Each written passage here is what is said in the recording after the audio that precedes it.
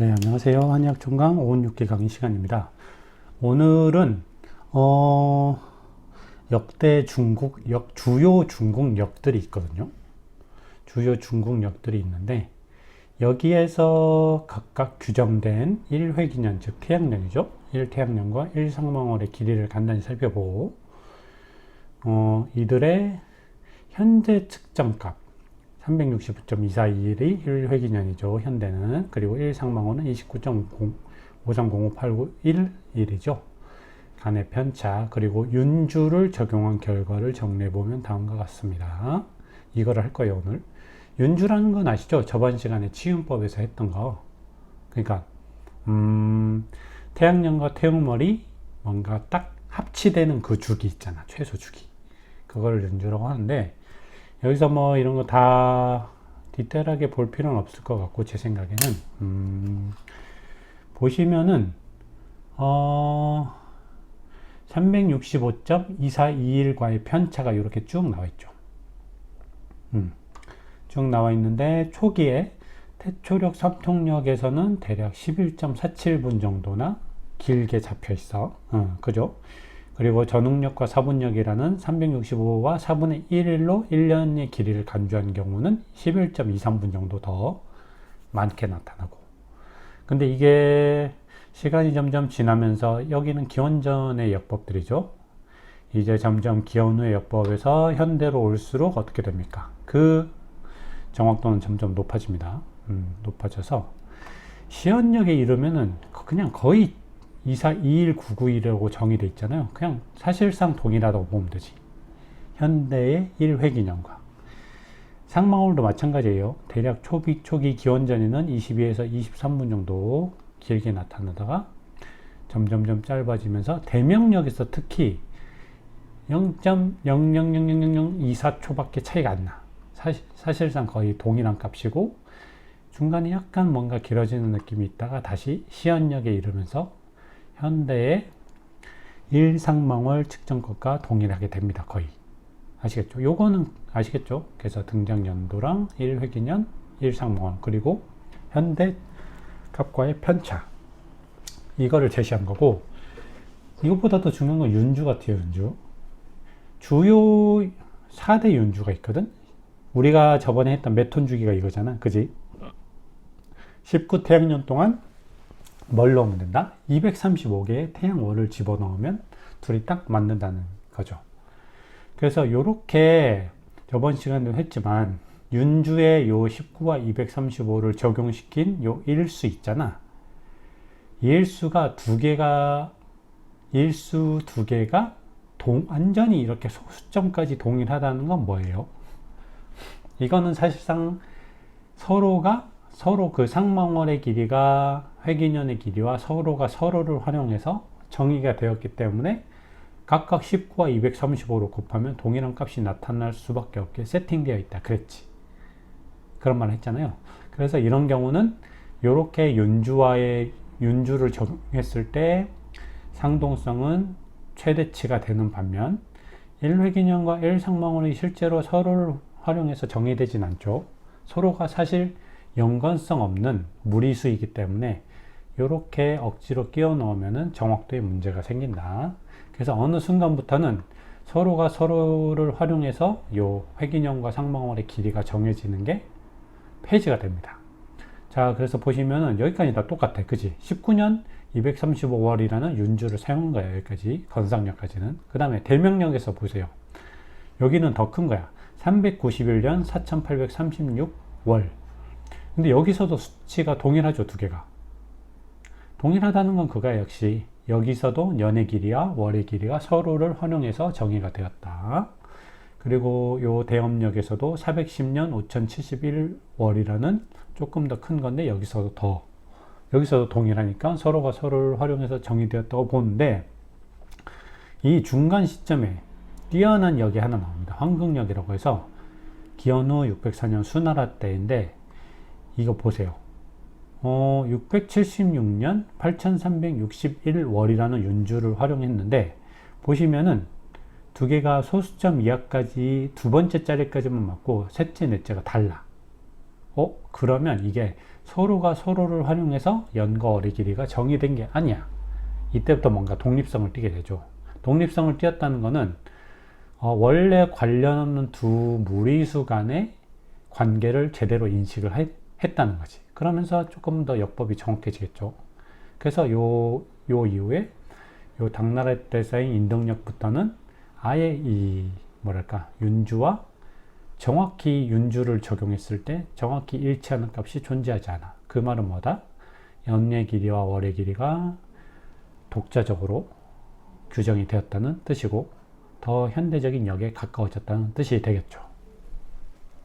아시겠죠? 그래서 이게 보시면 한 번 더 설명을 드리면 어떻게 되냐면 사실상 19년 235월이라는 윤주를 볼게요. 이걸 보면은 19년 235월이라는 것은 19년이라는 게 12를 곱하면 뭐가 됩니까? 228개월이 되겠지. 즉 매년 12개의 태음월을 집어넣었을 때 총 228개의 달이 되는데 그러면 235가 되기 위해서는 7개의 달을 추가로 집어넣어야 235개의 달이 되는 거거든. 즉 이 말입니다. 19년 235월 윤주라는 것은 19태양년 동안 일단은 정기적으로 12개의 매년 12개의 태음월을 집어넣고 그 다음에 가끔 7개의 달을 19년 동안 채워 넣어서 235개의 태음월을 만들어낸다는 거야. 아시겠죠? 자, 그러면 이런 경우 연평균 어떻게 되느냐? 연평균 대략 0.3684 월 정도를 집어넣게 되는 거야. 나머지도 동일하게 해보면 이 세 개는 어떻게 나오냐? 예를 들어서 391년은 391에 11을 곱하면 어떻게 됩니까? 4692가 나오는데 여기에다가 4836이 되려면 어떻게 돼야 되느냐? 144개 정도의 윤달이 집어넣어 추가로 삽입돼야 되거든. 그래서 한 번 더 설명을 드리면 뭐예요? 391 태양년 동안 매년 12개의 태음월을 집어넣고 그 다음에 간헐적으로 144개의 태음월을 곳곳에 삽입을 하면은 4836개의 태음월이 되는데 요 두 개의 기간이 일치를 한다 이거지. 이 경우 연평균 삽입하는 월은 대략 3683월이 됩니다. 소수점 0.001 정도 차이가 나고 이 세 개가 다 요 정도가 되거든요. 그러면 현대의 측정값이 있잖아. 365.2421의 태양년과 1태양년과 29.53058911의 1태음월에 요걸로부터 추산해본 매년 추가로 삽입해야 되는 태음월 수는 어떻게 되냐? 이거를 똑같이 계산해보면 이렇게 됩니다. 0.3683월 정도가 돼. 1년에. 그러면 요 세 가지 윤주, 숫자가 클수록 당연히 정확해지겠죠? 숫자가 크니까 현대의 측정값과 요 매년 집어넣어야 되는 태음월의 개수가 거의 동일하죠. 그래서 윤주 자체는 개수가 뭐랄까 이 수량이 클수록 정확한데 대신 조금 불편하겠죠, 그죠? 그래서 그런 어떤 정확성을 약간은 양보하면서 19년 235월 책에도 많이 쓰였다. 아시겠죠? 자, 그러면 오늘은 전욱력 이 중에 제일 처음 나오는 요거 전욱력에 대해서 전욱력의 특징에 대해서 좀 살펴볼게요. 전욱력이라는 것은 뭐냐면 하루를 940분으로 나눴어. 역번마다 이게 다르거든. 보통 하루를 뭘로 나눕니까? 백각 그리고 일각을 다시 60분으로 나눠서 6000분으로 하는 경우도 있잖아. 아니면 일각을 다시 100분으로 나눠서 10,000분으로 나누는 경우도 있는데 이 전욱력의 기본값은 요겁니다. 1일 940분법을 활용한 거예요. 즉 회기년이든 상망월이든 앞에 365와 29는 제외하고 나머지 소수값의 분모는 940으로 공통으로 규정을 해버린 거야. 그리고 위에 분자값을 가지고 계산한 거죠. 근데 이 1회기년, 전응력의 1회기년은 940분의 235이기 때문에 4분의 1이 되는 거야, 약분하면. 아시겠습니까? 그래서 이렇게 365와 4분의 1로 1회기년을 규정한 거를 대략 사분력이라고 말하기도 해요. 근데 여기도 사분력이 나오지. 이렇게 협의의 사분력이고 요거 두 개를 다 포함해서 그냥 사분력이라고 표현하기도 합니다. 그러면 1상방울은 이렇게 되는데 보시면은 19회기년은 여기에다 19를 곱하면 되니까 이렇게 되겠죠. 여기에다 19를 곱하면 되니까 이렇게 됩니다. 그러면 235 상방울은 어떻게 돼? 여기다가 235를 곱하면 되니까 이렇게 되는데 두 개 어떻습니까? 분자 분모가 동일하죠. 그래서 19회기년과 235 상방울은 완전히 6939.751로 일치하기 때문에 여기서는 19년 7윤법을 쓴 거다. 아시겠죠? 자, 여기서 세종치윤이란 말이 나오는데 이거는 무엇이냐? 전웅력에도 1년의 이런 기간이 있을 거 아니에요. 그러니까 어쨌든 19년 동안 7번의 뭐 윤달을 집어넣어야 되는데 이거를 중간에 집어넣는 게 아니고 어떤 해가 끝나는 시점에 끝나는 시점, 그 세종 어떤 해가 끝나는 시점에 윤달을 필요하면 이런 경우에 집어넣었다. 그러니까 윤달을 집어넣는 시점에 대해서 이렇게 정해놓고 있는 거야. 전응력에서는 세종에 집어넣는다는 거지. 그럼 이 세종이 언제냐가 밑에 나오는데 일단 여기 참고로 나오는 여건의 천문학적 조건과 이 전응력의 장부기원법을 기반으로 한 여건을 추산하는 방법은 다음 시간에 할게요. 두 개가 좀 길어서. 그래서 오늘은 전응력의 특징을 볼 건데 일단 첫 번째 특징은 이렇게 정리가 됩니다. 아시겠죠? 각각 940분법을 활용해서 1회기년과 1상방울의 길이가 규정이 되고 그러면 19년 7윤법을 활용했을 때 일수가 완벽하게 일치하기 때문에 이거는 19년 7윤법을 쓰되 윤달은 세종에 집어넣는다. 그럼 세종이 어디냐를 봐야 되는데 보시면은 이렇게 됩니다. 요건 다음 시간에 할 거예요. 중요한 겁니다. 요거는. 자, 세수를 전응력에서는 해월로 잡는 거예요. 해월. 현재 그 만세력 그 간지력 기반의 세수는 인월이거든요. 근데 여기서는 해월로 잡은 거예요. 해월로. 자, 그렇다면 뭐냐? 해월은 현재 간지력 기준으로는 어떻게 되냐면 입동부터 시작해서 대설까지야. 그러니까 소설을 포함하겠죠. 이게 해월입니다. 해월. 그러면 대설부터 소한 여기 동지가 포함되겠지. 이거는 자월이야. 그치?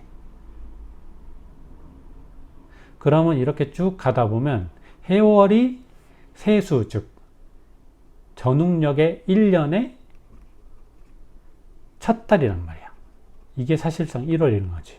그럼 쭉 가서 12월은 뭐겠어요? 술월이거든. 술 다음 해잖아. 그지? 그러면 어떤 해 술월이 끝나고 나서 이때 윤달이 필요하면 집어넣었다 이거야.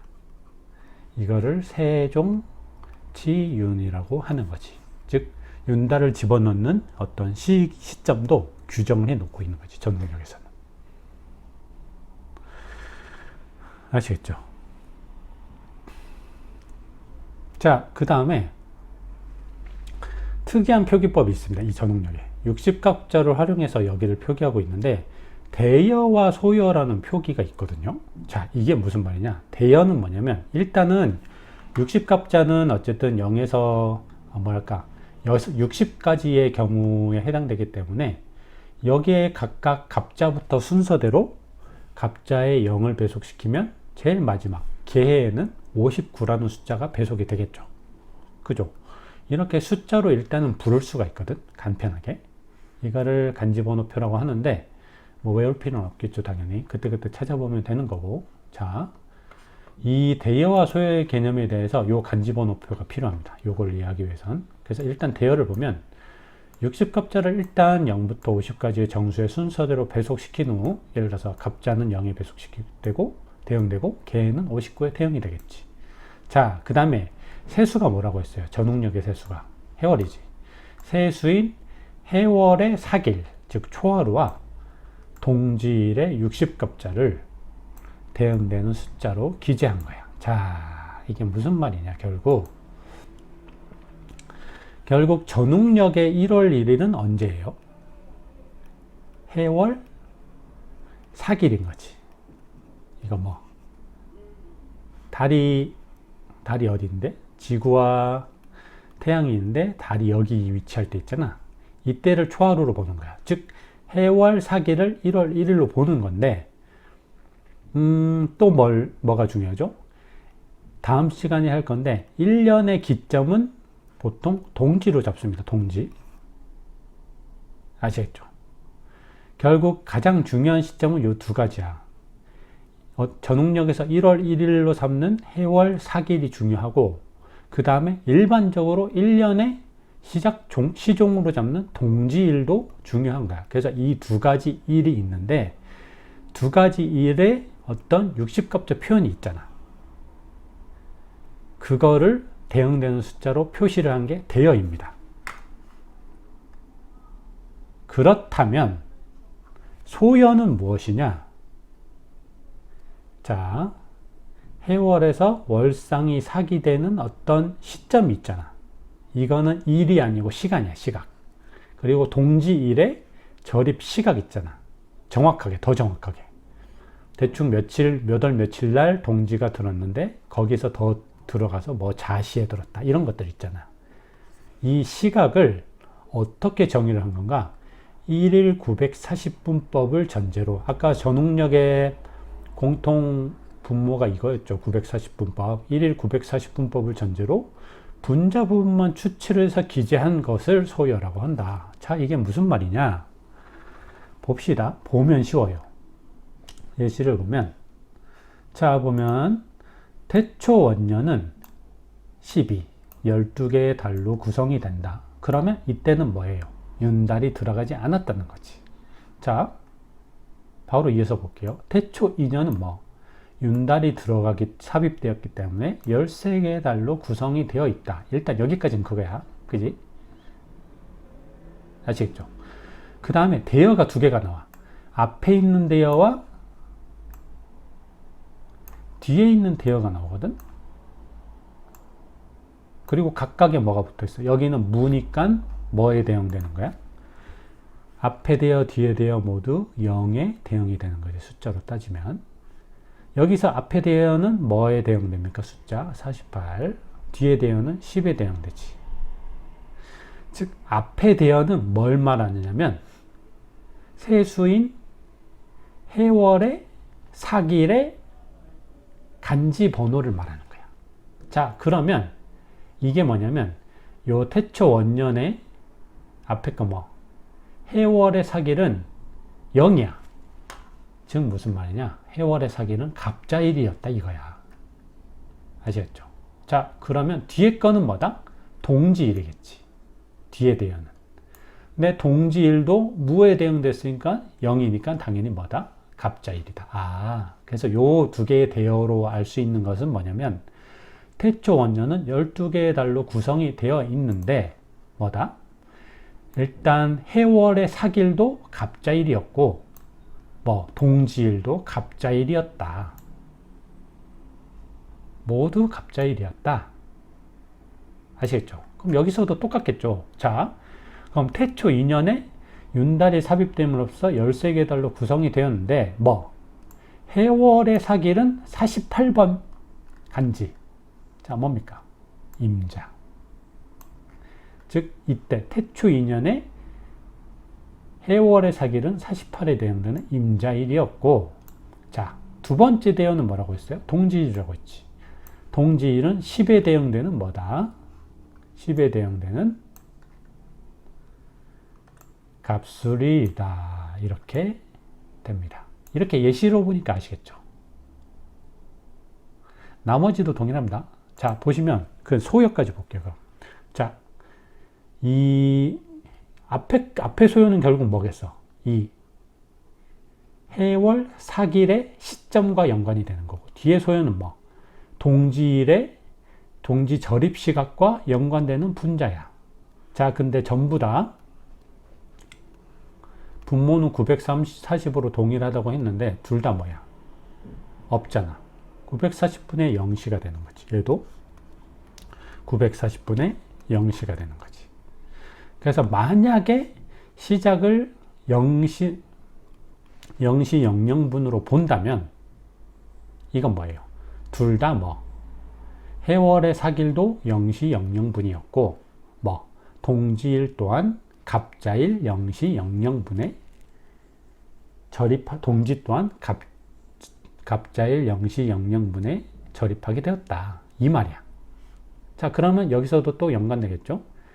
해월의 사기일이 몇 시 몇 분에 들었냐를 추정을 할 수 있는 거야. 이거 보세요. 소요가 뭡니까? 696이야. 자, 그러면 분모는 940으로 고정.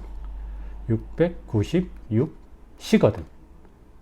자, 그러면 이거는 대략 나누면 0.74 여기 나오죠. 0.74026시야. 그러면 0시부터 시작할 경우 오후 5시 46분 13초에 뭐가 됐다? 이거 사기 되었다 이거지. 해월의 사길이 되었다 이거지. 아시겠죠? 자, 그럼 이거랑 이걸 연결해야 돼. 또 동지일의 절입 시각은 뭐다? 소요가 16이다. 즉 뭐 940분의 16시에 동지가 정확히 들었다. 뭡니까? 940분의 16이니까 이거 오타죠? 이거 오타입니다. 그래서 이거를 계산해 보면 0시부터 시작한다고 할 때 0시 24분 31초가 되는 거지. 아시겠죠? 지금 해볼까 그냥? 16 나누기 940을 해보면 0.01702 이거는 대략 0.017021시가 되는 거지. 그래서 이거를 0시부터 시작을 했을 경우 24분 31초가 되는 거고, 즉 동지의 절입 시각은 뭐 갑술일 0시 24분 31초가 되는 겁니다. 아시겠죠? 정리하면 뭐다? 대여 같은 경우는 1에 60갑자를 표현하는 거야. 그럼 소요는 뭐다? 하루를 940분으로 나눈다고 가정할 때 이거를 생략을 하고 분자만 표현한 거야. 이 시각에. 사기되는 시각과 동지에 들어가서는 시각에 분자만을 표현한 거야. 그래서 대여와 소요를 알면 뭘 알 수 있다? 해당 년에 무슨 일, 60갑자로 무슨 일이었는지, 그리고 어떤 몇 시쯤에, 하루에 몇 시쯤에 동지와 해월의 사길이 들었는지를 알 수 있는 거야. 그래서 이게 그런 표현이라는 겁니다. 아시겠죠? 근데 만약 이거를 현대처럼 0시라고 안 하고 자시를 23시에서 01시라고 간주해서 하루를 시작으로 간주하면 23시가 시작이 되겠지. 그치? 그럼 여기서 1시간씩 땡기면 돼요. 그러면 이거는 뭐 16시 46분이 되겠고, 요거는 뭐 23시 23분이 되겠고, 그치? 다 그렇게 되는 겁니다. 요거는 뭐 23시가 되는 거지. 이게 그 말입니다. 아시겠죠?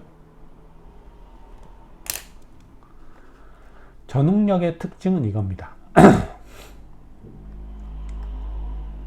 좀 특이하죠? 옛날 역법들이. 공부하면 좀 재미가 있는 것 같아. 자, 그래서 전응력의 개요를 오늘 정리를 이렇게 끝내고, 다음 시간에 조금 더 뭔가 중요한 건데, 여건이라는 개념이 나오거든. 여건이 뭐냐면, 이건 나중에 설명드릴게. 여건의 천문학적 조건과 또 중요한 거, 이 전응력에서 이 여건을 구하기 위한 방법이 또 있거든요. 장부기원법이라고. 요거를 통해서 여건이 언제였는지 역으로 추산할 수 있는 방법이 요거거든. 요 두 가지에 대해서 다음 시간에는 설명을 드리겠습니다. 아시겠죠? 요거는 중요합니다. 그럼 오늘 중국력의 어떤 개요와 그중 첫 번째, 전욱력의 개요. 특히 중요한 건 뭡니까? 여기선 해월이 세수였다. 그리고 1일을 940분법을 기반으로 대여와 소요라는 개념을 통해서 뭘 표현했다? 해월의 사계일과 동지일의 날과 절입시각, 시점을 표현했다. 요거를 정리하면서 오늘 강의 마치겠습니다. 감사합니다.